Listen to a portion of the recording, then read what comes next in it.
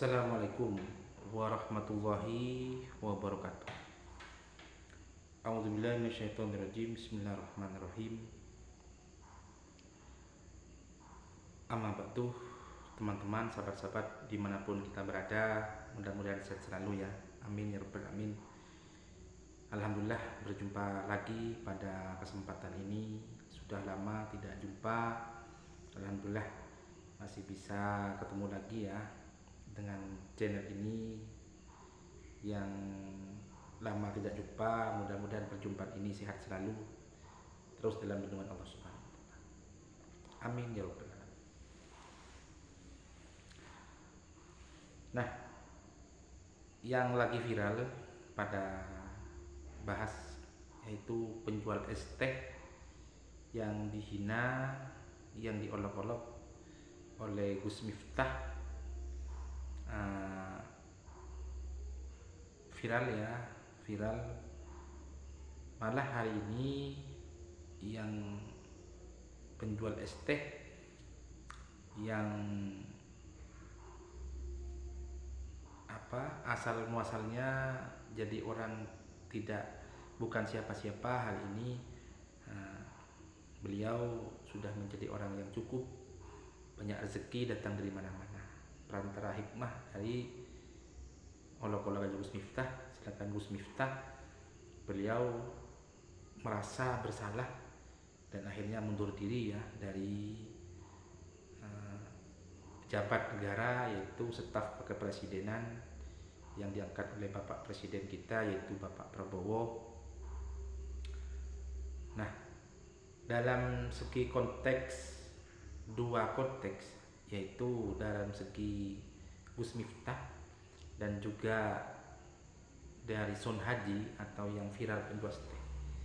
Ya, yang pertama, dalam Islam sahabat, ya memang tidak boleh mengolok-olok atau menghina orang lain. Memang tidak boleh. Dalam anjuran sudah dijelaskan, yaitu surat Al-Hujurat ya.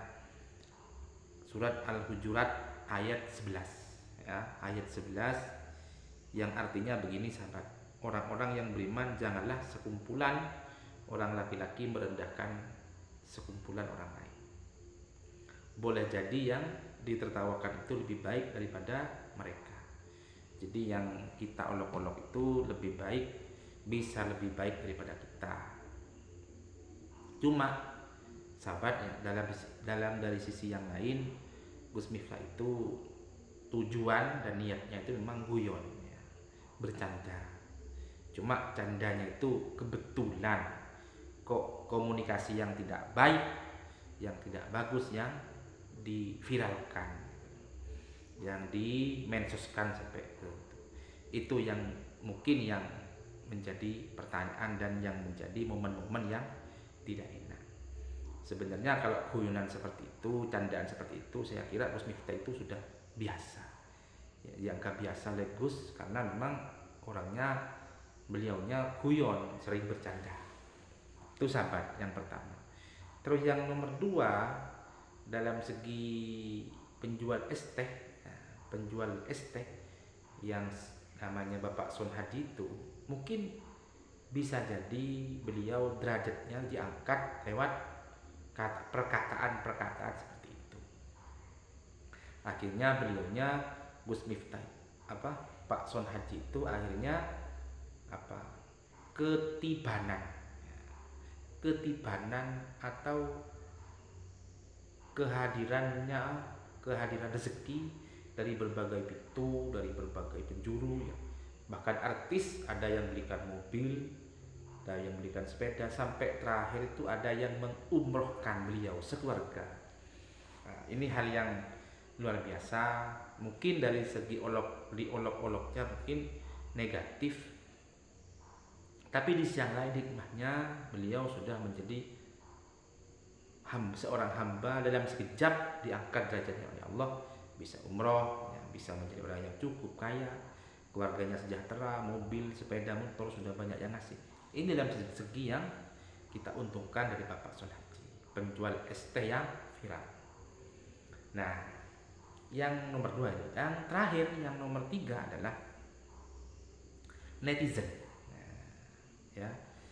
Yang nomor 3 terakhir itu netizen atau apa namanya? Netizen ya, atau kita pihak ketiga dari medsos kita. Nah, dari pihak-pihak ketiga dari medsos kita yang membuli membuli, mengagumi dan membesar-besarkan. Ya, sampai Gus Miftah itu diolok-olok, kiai kok begitu, kiai Gus kok begini, Gusnya kok begitu, kok begini, bagaimana ini, bagaimana itu, diolok-olok yang tidak baik, diolok-olok hal-hal yang tidak jelek. Nah, yang akan kami sampaikan catatan sebagai netizen, ya, catatan sebagai pihak ketiga, catatan sebagai kita semua netizen ini, bagaimana seharusnya? Saya jawab, disimak baik-baik. Kita sebagai manusia itu salah itu biasa salah, ya. Jadi punya salah, punya dosa itu biasa. Kenapa? Karena kita manusia. Kita itu bukan malaikat, kita bukan setan, kita bukan jin, ya. Jadi kita itu manusia, bukan jin, ya, bukan setan, bukan malaikat. Manusia itu tempatnya punya salah, ya, tempatnya dosa, tempatnya salah dan lupa, itu manusia. Gus Miftah pun sama punya salah, sama-sama punya dosa. Saya kira tidak seharusnya kita sebagai pihak ketiga netizen tak perlu terlalu menyalahkan Gus Miftah, tak perlu terlalu mengolok-olok, menghina, membuli dan lain-lain. Kenapa? Manusia. Jangankan Gus Miftah, kita saja kadang sholat kita apa? Kesiangan. Kadang-kadang waktunya zuhur, ada rapat, ada meeting sampai jam 2:30. Itu lalai sudah. Apalagi sampai tidak sholat, apalagi sholatnya sampai bolong-bolong. Itu lebih besar dosanya daripada hanya salah ucap seperti yang disampaikan oleh Gus Miftah. Itu dalam konteks momen seperti itu, saya kira Gus Miftah itu niatan hanya bercanda belaka, bergurau belaka, karena beliau memang pecinta canda, ya. Cuma karena momennya itu lagi pas momen seperti itu, ya, namanya manusia pasti punya salah dan lupa. Akhirnya yang terjadi ya seperti itulah, seakan-akan kesalahan terbesar ada di Gus Miftah. Padahal kita saja kadang sholatnya lambat, tidak sholat dan lain sebagainya, tidak merasa.